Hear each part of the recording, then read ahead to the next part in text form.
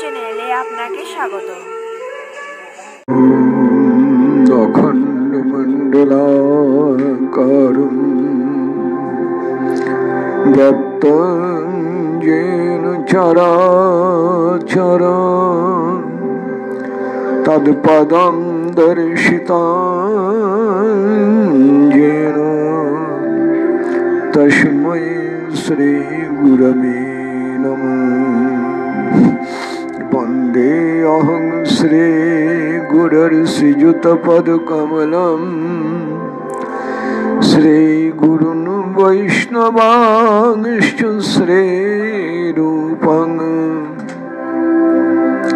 সাগরজাতং সহগণং রঘুনাথান্বিতং তং সজীবং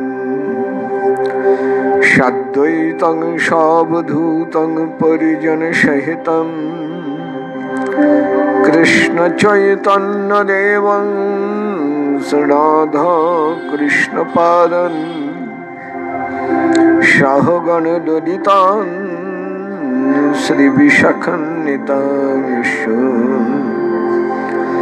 বঞ্চকল্পতরুভ্যশ্চ কৃপাসিন্ধুভ্যেব চ পতিতানাং পাবনেভ্যো বৈষ্ণবেভ্যো নমো নমঃ।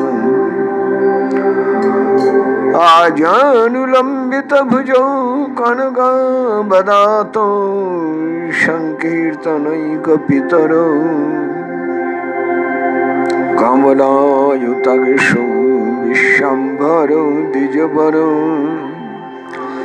যুগধর্মপালো বন্দে জগৎপ্রিয়করো করুণাবতারো মূকং করোতি বাচালং পঙ্গুং লঙ্ঘয়তে গিরিম যৎকৃপাতমহং বন্দে পরমানন্দমাধবম। নমো ব্রহ্মণ্যদেবায় গো ব্রহ্মণহিতায় চ জগদ্ধিতায় কৃষ্ণায় গোবিন্দায় নমো নমঃ। নিতাই গৌর হরি বল, নিতাই গৌর হরি বল, নিতাই গৌর হরি হরি বল।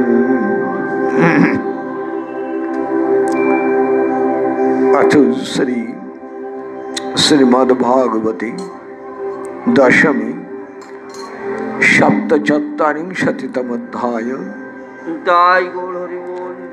श्री राधिका वचन। वयमृतमिव जिह्वैर्हितं श्रद्धदान कुलिकौरुतमिवज्ञ कृष्णबद्धो हरिण्यः ददृशु रसक्रीडेतद् तन्नखस्पर्शते ब्रह्म स्मररूज उपमन्त्रेण भन्नतामन्नवार्ता। जय निताय, जय गौरी। प्रणाम श्री गुरु चरणारविंदे, प्रणाम भजनानंदी वैष्णव चरणे, प्रणाम हमारे कुल देवता प्रभु निताई गौर हरि श्री राधा राधा वल्लभ गोपाल जी नारायण श्रीमद् भागवत वृंदा देवी सकल के प्रणाम। राधा रानी त्रिभुवने जार भालोबासार कोनो तुलना नेই সেই শ্রীমতী রাধা রানী तीव्रतम विरह दशाय दिव्य उन्मादिनी मनकल्पित भ्रमर के उपलक्ष्य करे बोले जाच्छेन तीव्रमान तीव्रतम विरह दुख तीव्रतम मान मान भरे बोलছেন কৃষ্ণ কথায় বিশ্বাস করেছি, কৃষ্ণ কথায় শরণাগত হয়েছি। আমরা শরণাগত। শরণাগত কারে বলে তার আগে বলে নেই একটি কথা। ভ্রমর গীতে আলোচনার আজকে ১০০তম দিবস, ১০০ দিন উদযাপিত হচ্ছে আজকে বসন্ত পঞ্চমী দিনে। এখনো দুটি মন্ত্র বাকি আছে। নবম এবং দশম, অষ্টম মন্ত্রটি আলোচনা করছি। আশা করি আগামী পূর্ণিমা থেকে শ্রী শ্রী চৈতন্য চরিতামৃত পারায়ণ শুরু করতে পারব। তার মধ্যে এই দুটি মন্ত্র আলোচনা করে নিতে হবে। আপনারা যারা এই ১০০ দিন ধরে যারা এই আলোচনা শুনছেন, প্রভু নিতাই গৌরহরির চরণে, শ্রী রাধা রাধা বল্লভের চরণে তাদের সর্বাঙ্গীন মঙ্গল কল্যাণ প্রার্থনা করি। আপনাদের ধৈর্য, আপনাদের শ্রবণ লালসা, আপনাদের শ্রবণের আকাঙ্ক্ষাই আমাদের প্রেরণা। অনেক অনেক উৎসাহ, অনেক অনেক প্রীতির সংবাদ আপনারা দিয়েছেন, এগিয়ে যাওয়ার প্রেরণা দিচ্ছেন। শুনতে চাইছে না একটি কথা স্বীকার করি, শোনাবার কর্তা আমি নই, আমি উপলক্ষ মাত্র। যে কথাগুলো শুনছেন ভালো লাগছে, জানবেন সেটি আমার প্রভু নিতাই চাঁদের কৃপার দান। আর যেটা ভালো লাগলো না, বাট বুঝতে পারলেন না ঠিক মতন, জানবেন সেটা আমার প্রকাশের অক্ষমতা। আমি সেটা ঠিক ঠিক প্রকাশ করতে পারিনি মনে হয়। যাই হোক, কতটা আস্বাদন করছেন নিতাই কৃপায়, সেটি নিতাই চাঁদই আপনাদের অন্তরে বসে অনুভব করাচ্ছেন। আপনাদের ভালো লাগছে। আর দেখুন, যিনি ভোজন করছেন, একটা বিয়ে বাড়ি, যিনি ভোজন করছেন আর যিনি পরিবেশন করছেন, যিনি পরিবেশন করছেন তিনি যদি দেখেন যিনি ভোজন করছেন তিনি খুব পরিতৃপ্তির সঙ্গে ভোজন করছেন, তখন তার পরিবেশনেও আনন্দ হয়। ঠিক এই কথাটাই একটু ঘুরিয়ে আনি। এই ভাগবত আস্বাদন করছেন আপনারা, আপনাদের এই তৃপ্তি আমাদের বললাম, কারণ এক্ষেত্রে আমি আছি, শ্রীমান গৌরহরি আছেন, সেবা সহযোগিতায় যারা, তাদের সবার উৎসাহ, সবার প্রীতি ভালোবাসা নিয়েই এই ভাগবত কথা গঙ্গা প্রবাহের মতনই ছুটে চলেছে। আসুন এই ভাগবতী কথায়, এই অমৃতে একটু ডুব দিয়ে নেই। আজকে বসন্ত পঞ্চমী তিথির প্রাগ দিবস। গোস্বামী মতে আমাদের আগামীকাল বসন্ত পঞ্চমী তিথি। স্মার্ত মতে আজকে দেবী সরস্বতীর আরাধনা হয়েছে, আর আগামীকাল আমাদের বসন্ত পঞ্চমী কৃত্য, মানে আবির অর্পণ, চামর সেবা শুরু আগামীকাল থেকে। আজকে দেবী সরস্বতীর আরাধনা হচ্ছে। দেবী সরস্বতী সর্ববিদ্যার অধিষ্ঠাত্রী দেবী। দেবী সরস্বতী আমাদের প্রাচীন বৈদিক রীতি, বৈদিক প্রথা থেকে এমনকি বেদে পর্যন্ত সরস্বতীর নাম উল্লেখ রয়েছে। দেবী সরস্বতী সর্ববিদ্যা প্রদায়িনী। তার বন্দনা করেছেন মহর্ষি যাজ্ঞবল্ক। যাজ্ঞবল্ককৃত খুব সুন্দর একটি স্তব মন্ত্র আছে। তার বন্দনা করেছেন ব্রহ্মাজি, তার বন্দনা করেছেন বহু বহু মুনি মনু, বহু বহু ঋষিগণ। দেবী সরস্বতীর কৃপা পেয়েছেন মহাকবি কালিদাস। দেবী সরস্বতীর কৃপা ধন্য। গৌরী লীলায় কেশব কাশ্মীরি। দেবী সরস্বতীর কৃপা ধন্য আমাদের পূর্ববর্তী মহাজন কবি জয়দেব। এই রকম আমরা দেখি তিনি দেবী সরস্বতী বাগবাদিনী। তিনি অনন্ত বিদ্যা, অনন্ত জ্ঞান, অনন্ত শিল্পকলার সবকিছু অধিষ্ঠাত্রী দেবী। দেবী সরস্বতীর বর্ণনা নানান পুরাণের মধ্যে বলেছেন। এমনকি এই ভারতের একটি বিখ্যাত নদী, তিনটি নদীর একটি নদী, বিখ্যাত তিনটি নদী গঙ্গা, যমুনা, অন্যতম হলেন সরস্বতী।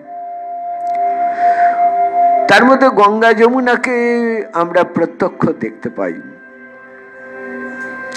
সরস্বতী সম্বন্ধে শাস্ত্র বলেন সরস্বতী অন্তঃসলীলা, অর্থাৎ তার বাইরে প্রকাশ নেই। তিনি তলায় তলায় আমাদের চোখের অন্তরালে তিনি বয়ে যান এবং তীর্থরাজ প্রয়াগে গঙ্গা যমুনার সঙ্গে মিলিত হয়ে গেছেন এই সরস্বতী। আজকে দেবী সরস্বতীর প্রসঙ্গে তার ধ্যান মন্ত্রে দেখুন কত সুন্দর কথা বলেছেন। বলেছেন ইয়া কুন্দেন্দু তুষারহার ধবলা, ইয়া শীত পদ্মাসনা, ইয়া বীণা বরদণ্ড মণ্ডিত করা, ইয়া শুভ্র বস্ত্রাবৃতা, ইয়া ব্রহ্মা শঙ্কর অচ্যুত প্রভৃতি দেবৈ সদা বন্দিতা, সা মাং পাতু সরস্বতী ভগবতী নিঃশেষ জড্ডাপহা।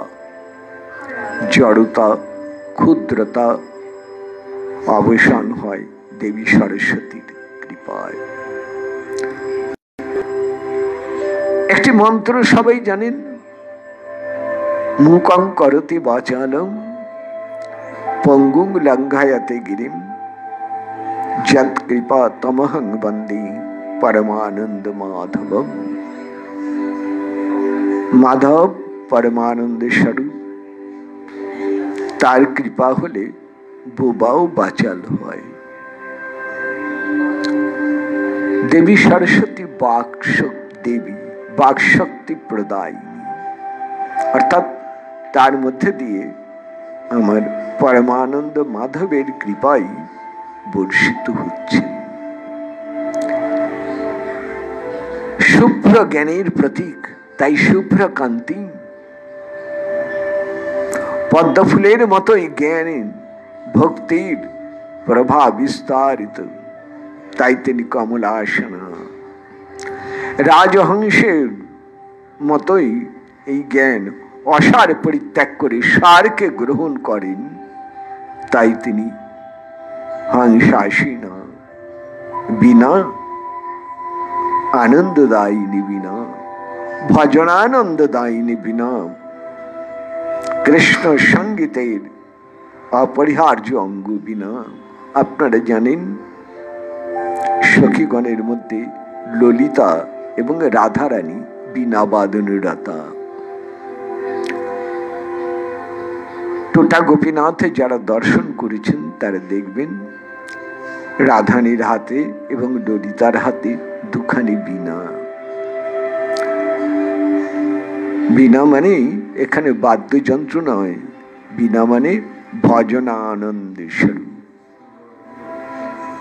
পরমা ভক্তির প্রতীক এই বীণা যন্ত্র।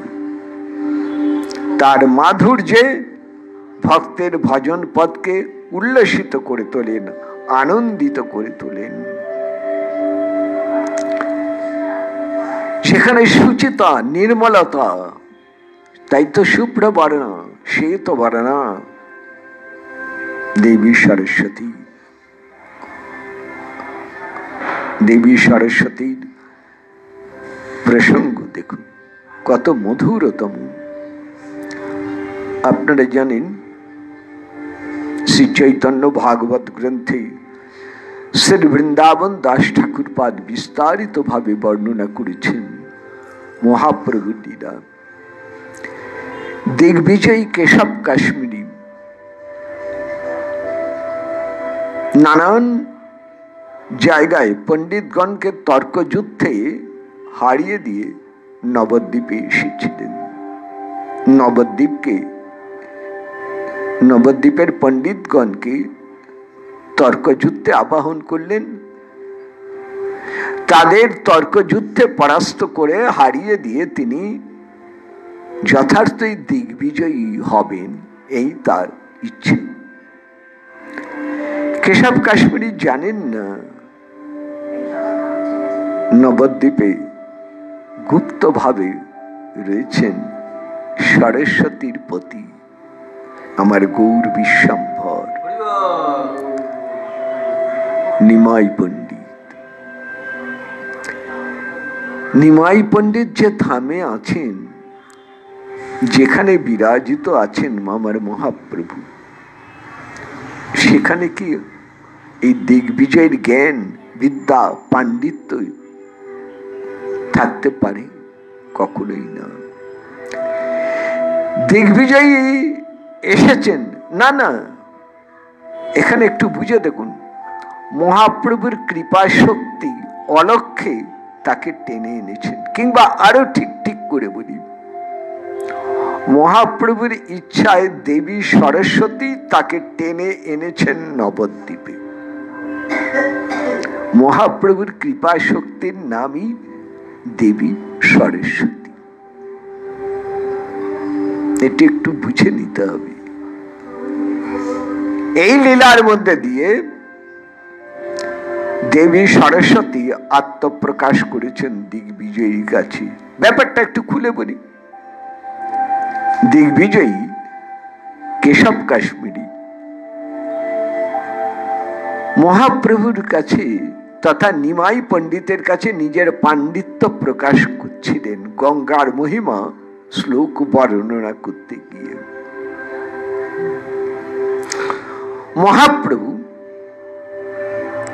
যিনি সর্বদাই মানির মান দানের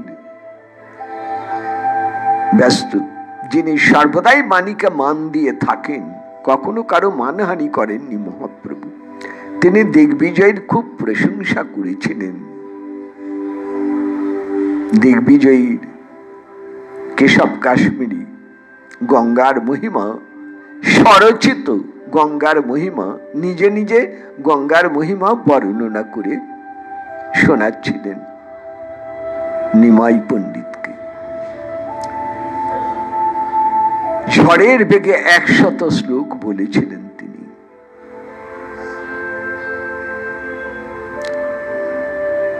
যখন এই শ্লোকগুলি বলা শেষ হলো তখন আত্মগরিমায় নিজের অভিমানে কেশব কাশ্মীরি ভরপুর। আর ঠিক সেই মুহূর্তেই মহাপ্রভু বলছেন, ব্যাকরণগত ভাবে একটি শ্লোক, একটি মন্ত্র আলোচনা করি। কোন মন্ত্র? মহাপ্রভু শোনালেন দিগ্বিজয়ের কণ্ঠে উচ্চারিত তারই তৈরি করা একটি অপূর্ব মন্ত্র। মহাপ্রভু বলছেন, আপনি এইমাত্র এই মন্ত্রটি বললেন, এই মন্ত্রের ভেতরে কি দোষ আছে বলুন, কি গুণ আছে বলুন? দিগ্বিজয় বললেন, গুণ আছে, শ্লোকের মধ্যে কোনো দোষ নেই। এইখানেই শুরু হলো তর্ক যুদ্ধ। নিমাই তথা আমার মহাপ্রভু তিনি দেখিয়ে দিলেন ওই মন্ত্রের মধ্যে 5টা বড় বড় দোষ আছে। তার আগে মহাপ্রভুকে মুরারিগুপ্ত বলেছিলেন, জগদানন্দ বলেছিলেন দিগ্বিজয়ের কথা, বড় অহংকার। মহাপ্রভু উপেক্ষার সুরে বলেছিলেন, দর্প ভালো নয়, অহংকার দর্প যে করে তার পতন ঘটে। ভগবান কারো দর্প চিরকালে রাখেন না, তাই তার নাম দর্পহারী। দর্পিত রাবণ রামচন্দ্রের হাতে নিহত, দর্পিত দুর্যোধন উরুভঙ্গ হয়ে দৈপায়ন হ্রদের তীরে মৃত্যুর প্রতীক্ষায়। যে কেউ গর্ব করেন, অহংকার করেন, ইন্দ্র গর্ব চূর্ণ করেছেন ভগবান গিরি ধারণ করে। দর্পহারী নাম তার, কারো দর্প রাখেন না। হিরণ্যকশিপু ভগবান নরসিংহ দেবের হাতে নিহত। বলি রাজা তার মাথায় চরণ রেখে তার দর্প চূর্ণ করেছেন ভগবান। এরকম দেখা যায় যুগে যুগে, বারে বারে, যে কেউ কখনো খুব অহংকার করেছেন, ভগবান কোনো না কোনো ভাবে তার দর্প চূর্ণ করে দিয়েছেন। তাই মহাপ্রভু খুব সংক্ষেপে তার বন্ধুদের কাছে বলছেন, নিমাই বন্ধুদের কাছে বলছেন, ও অহংকার করছে, দেখো ভগবান ওর অহংকার দূর করে দেবেন, চূর্ণ করবেন এক সময়। এটা মনে রাখতে হবে, এটা আমাদের ধরে রাখতে হবে, কারণ আমরা অনেক সময় এই রকম গর্ব করে থাকি, ইচ্ছায় বা অনিচ্ছায়। শঙ্করাচার্য আমাদের সাবধান করে দিয়ে বলেছেন, মা কুরু ধন জন যৌবন গর্বম হরতি নিমেষাৎ কাল সর্বম। মোহমুদ্গারের শ্লোকটি মনে করুন, চটপট পঞ্জরিকার স্তোত্রটি মনে করুন, ভজ গোবিন্দম ভজ গোবিন্দম ভজ গোবিন্দম মূঢ়মতে। মা কুরু ধন জন যৌবন গর্বম। ধন ঐশ্বর্য আছে, আমার টাকা আছে, গর্ব করতে নেই। আমার লোক আছে, প্রচুর লোক আছে, আমার গর্ব করতে নেই। আমার শরীরে জোর আছে, আমার যৌবন শক্তি, গর্ব করতে নেই। কারণ মহাকাল এক নিমেষে রাজাকে ভিখারি বানিয়ে দেন। মহাকাল এক নিমেষে সব হরণ করে নেন। এটার নাম জ্ঞান। আর এই জ্ঞান প্রদায়িনী দেবী সরস্বতী। কেশব কাশ্মীরকে কৃপা করার জন্যই তিনি নবদ্বীপে তাকে টেনে এনেছেন মহাপ্রভুর চরণে। তার দর্প অহংকার ঘুচিয়ে তাকে ভক্তির রসপাত্র করবেন সরস্বতী। দেখেছেন মায়ের কত কৃপা। আমরা মায়ের কাছে বিদ্যা চাই, বিদ্যাং দেহি। সরস্বতী মহাভাগে বিদ্যে কমল লোচনে বিশ্বরূপে বিশালাক্ষী বিদ্যাম দেহি নমস্তুতে। বুঝছে বিদ্যা দেই। কোন বিদ্যা দেবেন মা? দুই বিদ্যা। উপনিষদ বলেন দুই বিদ্যা,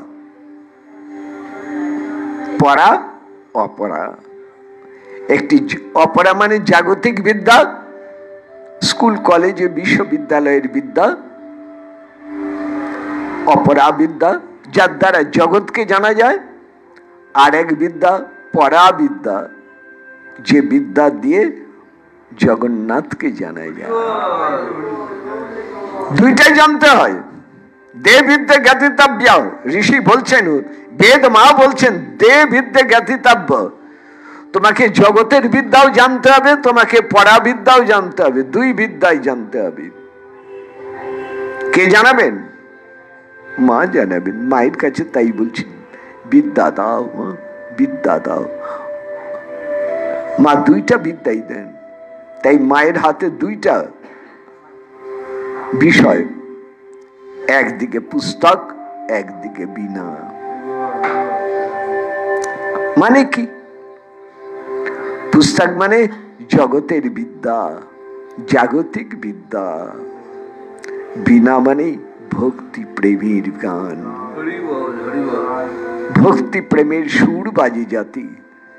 পরা বিদ্যা, পরমা বিদ্যা, পরমা ভক্তি প্রদায়িনী দেবী। একটা প্রশ্নের উত্তর দিইনি। বহু বছর আগে এই সরস্বতী প্রণাম মন্ত্রী, পুষ্পাঞ্জলি প্রণাম, পুষ্পাঞ্জলি মন্ত্রী আমার খুব একটা সংশয় ছিল। মন্ত্রটি সবাই আজকে যারা পুষ্পাঞ্জলি দিয়েছেন সবাই বলেছেন। মন্ত্রটি দেখুন, সরস্বত্যৈ নমো নিত্যং ভদ্রকাল্যৈ নমো নমঃ বেদ বেদাঙ্গ বেদান্ত বিদ্যাস্থানেভ্য এব চ। বেদ, বেদাঙ্গ, বেদান্ত তিন জায়গাতেই এই বিদ্যাস্থানেতে যিনি অবস্থান করেন, অর্থাৎ চার বেদ আর বেদাঙ্গ মানে ছটি দর্শন, স্মৃতিশাস্ত্র এগুলো, আর বেদান্ত দর্শন যার দ্বারা ব্রহ্মসূত্র উপনিষদ ব্যাসদেব রচিত। এই সব জায়গায় দেবী সরস্বতী বিরাজিত আছেন। কিন্তু আমার সমস্যা হলো, দেবীকে ভদ্রকালী কেন বলা হলো? কালী তো কল ধাতু থেকে কালী, কালী তো গ্রাসকারিণী। দেবী ভদ্রকালী নামটা কেন দেয়া হলো এখানে? ভদ্রকালী তো মা কালী। মা কালীর অনেক রকম প্রকার আছেন। রক্ষা কালী, চামুন্ডা কালী, রক্ত কালী, কৃষ্ণ কালী, তেমনি ভদ্রকালী। সরস্বতীকে কালী বলা হচ্ছে, ভদ্রকালী, এটা কেন? কিছুতেই এটা বুঝতে পারছিলাম না। কালী তো কালো, দেবী তো, দেবী সরস্বতী তো তার বিপরীত, একেবারে শুভ্র বর্ণ, বিন্দুমাত্র কালো কিছু নেই তার মধ্যে। তাহলে দেবী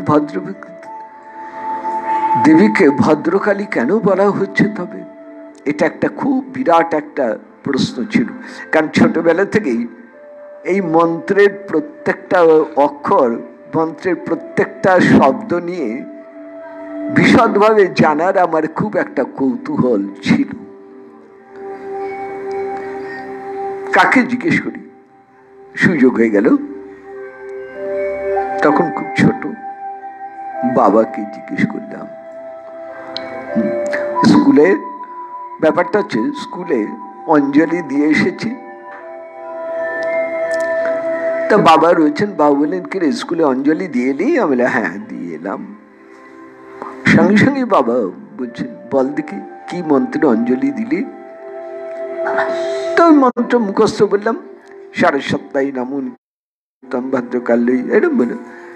তখনই বাবা বললেন আচ্ছা এই মন্ত্র তো বললি, মানে বুঝেছিস? বললেন না তো, কিন্তু একটা সংশয় আছে, দেবীকে ভদ্রকালী কেন বললেন?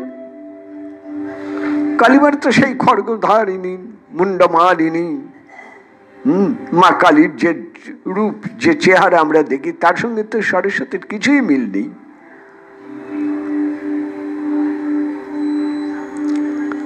তখন বাবা বললেন এখানে কালী শব্দটা কোত্থেকে এসছে বলতে? কি সংস্কৃত কল ধাতু থেকে কালী।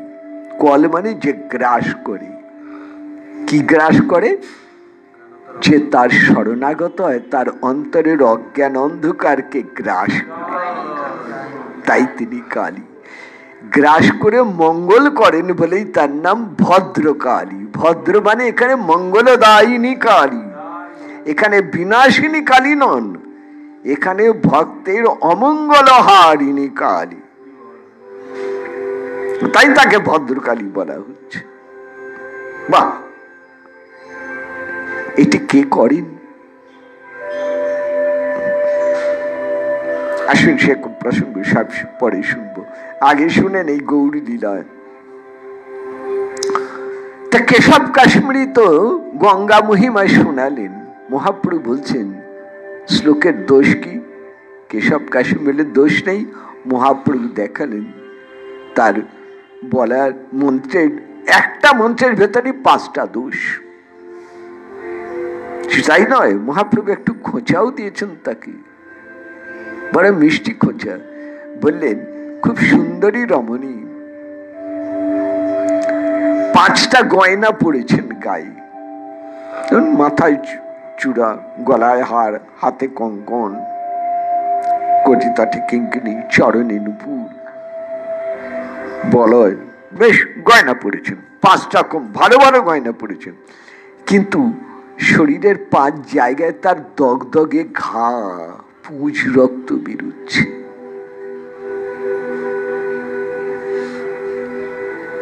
এবার বলুন দেখি তাকে আদর করা যাবে?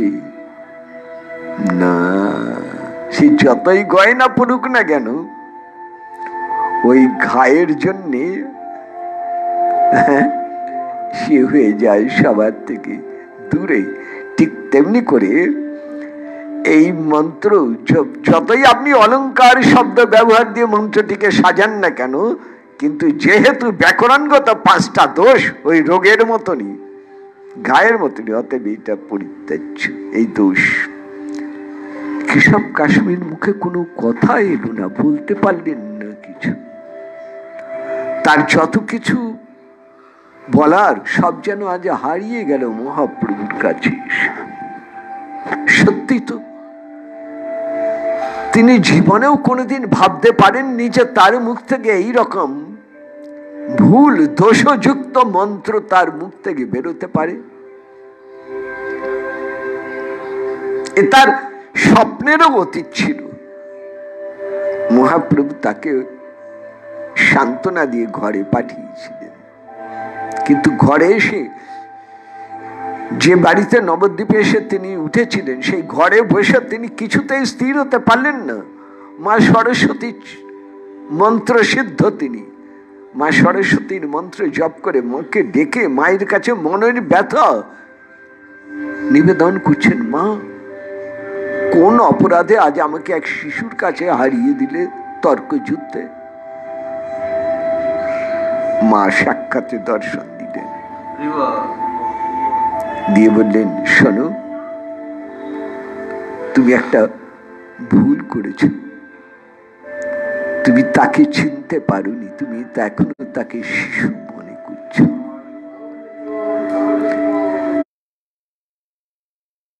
তার মানে তোমার ভেতরে অজ্ঞানতা, জ্ঞান এলে তুমি তাকে চিনতে পারবে। শোনো, আজ আমি তোমাকে জ্ঞান নয়, এতদিন তোমাকে জ্ঞান দিয়েছি, জাগতিক জ্ঞান দিচ্ছি, এবার তোমাকে বিজ্ঞান দিচ্ছি, বিশেষ জ্ঞান দিচ্ছি, পরাবিদ্যা দান করছি। সেই পরাবিদ্যা কি?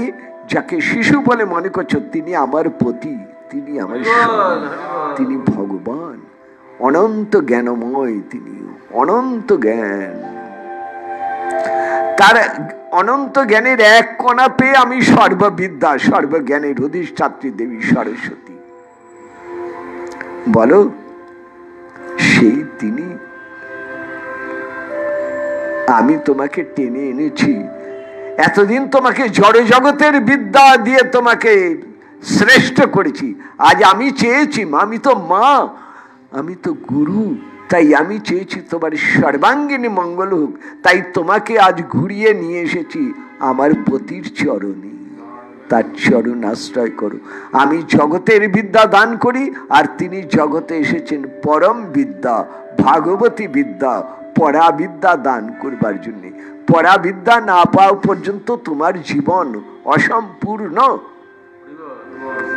জন্ম সার্থক করো, জীবনকে সার্থক করো, দেবী সরস্বতীকে দর্শন করুন। শুনুন কান পেতে মা কি বলছেন। প্রত্যেকটি মা চান তার সন্তান জীবনে সার্থকতা অর্জন করুক। মা সরস্বতী তেমনি করে চান আমরা যেন গৌর গোবিন্দ নামে জীবনকে, ভাগবতী জীবনকে যেন পূর্ণ করে তুলতে পারি ভাগবতী সাধনার মধ্যে দিয়ে। এটা মা চান।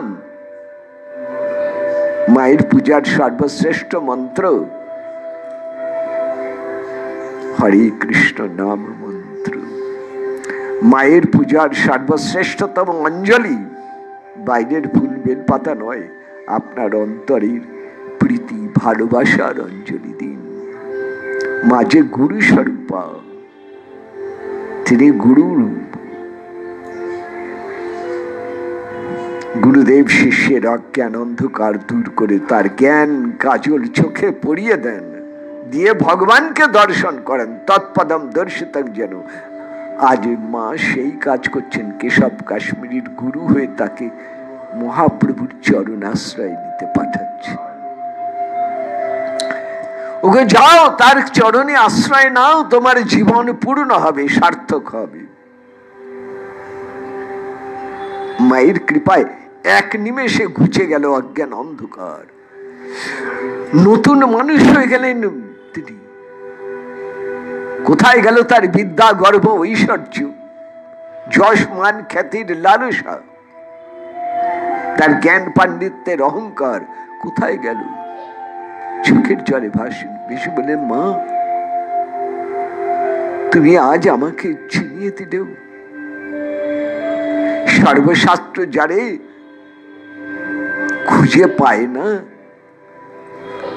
তিনি নরলীলা করছেন এই নবদ্বীপে। মাগো,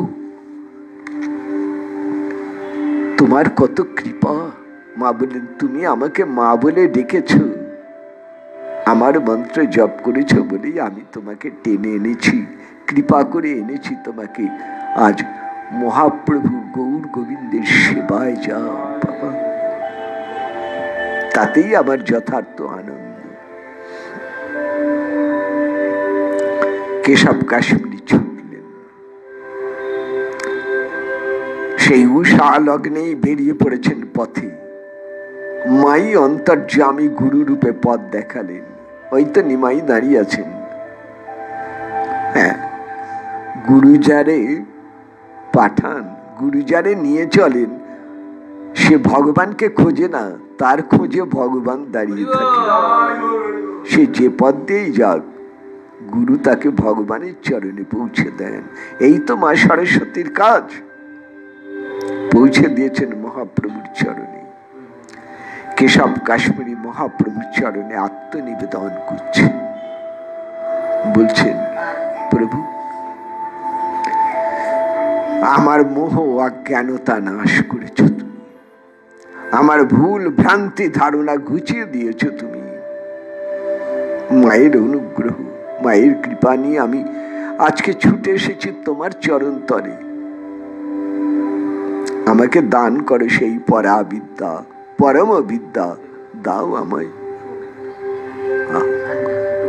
মহাপ্রভু বললেন, শোনো, বিদ্যা মধ্যে সার, কৃষ্ণ ভক্তি বিনু বিদ্যা নাহি।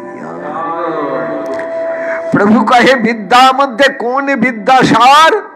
রায় কহে কৃষ্ণ ভক্তি বিনু বিদ্যা নাহি আর। সকল বিদ্যার সার কৃষ্ণ ভক্তি বিদ্যা।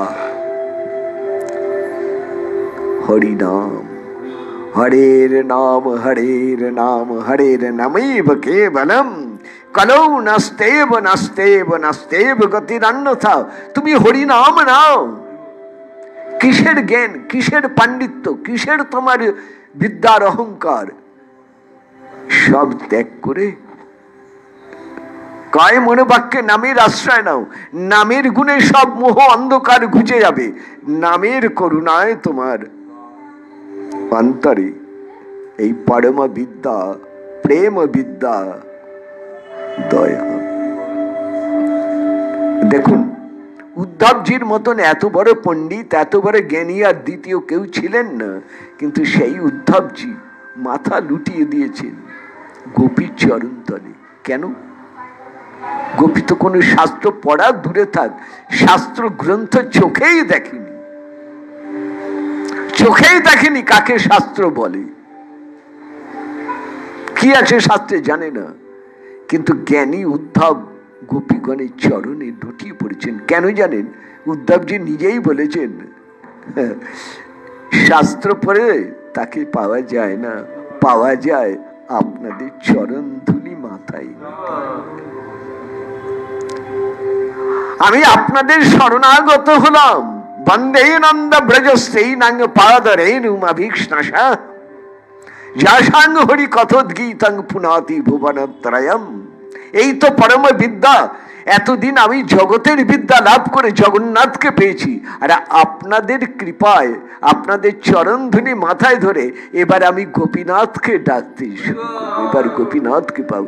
এতদিন জগন্নাথের সেবা করেছি, এবার গোপীনাথের সেবায় যাব আমি, শ্রী রাধা বল্লভের সেবায় যাব আমি, শ্রী রাধা রমণের সেবায় যাব আমি, বৃন্দাবনে বিহারীর সেবায় যাব আমি।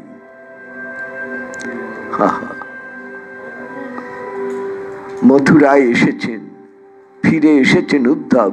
শ্রী গোবিন্দ বলছেন, উদ্ধব কোথায় গেল তোমার সেই জ্ঞান গরিমা, কোথায় গেল তোমার সেই বিদ্যা যশ পাণ্ডিত্য বুদ্ধি?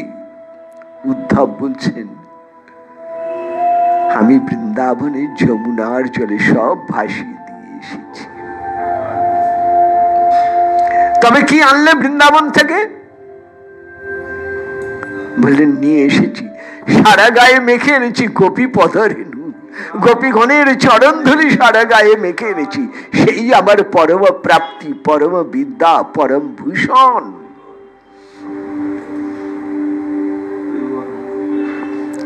মহাপ্রভু কেশব কাশ্মীরীকে বললেন, তুমি নাম করো, বৃন্দাবনে চলে যাও, তোমার বিদ্যা সার্থক বৃন্দাবনের ভজনী। কেশব কাশ্মীরী পরম বিদ্যা লাভ করে ছুটে গেছেন বৃন্দাবনে, ভজন করেছেন সেখানে, এবং আজও 64 মন্ত্র সমাজে তার সমাধি বর্তমান রয়েছে। এখনো নাম করে চলেছেন তিনি।